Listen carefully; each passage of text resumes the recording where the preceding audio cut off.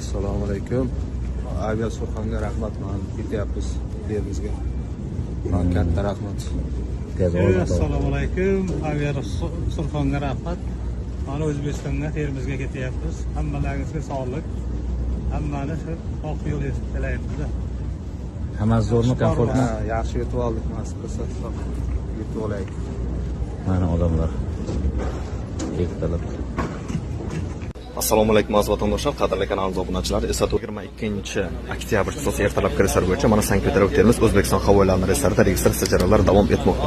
Aynan mana shu reysga hozir mana ko'rib o'qilasizlar, qo'limda 7 ta pasport hamda 7 ta passajir talon biletlari, ya'ni passajir akalarimiz biletlari turibdi. Mana akalarimiz mana bugun xudo xolasa o'zlari oilaviy yaqinlari bilan birga bir vaqtga bilet olgan ekan. Xudo xolasa mana hammasi chiroyli tarzda kutib olib mana o'tkazib qo'yamiz. Endi keling o'zlaridan bugungi kun holat tafsilotlari bo'yicha qisqacha ma'lumotni bilib olamiz. Assalomu alaykum akajolar, xush kelibsizlar. Ma'lum bor. Qani bugun mana sog' salomat o'tib qoldingiz.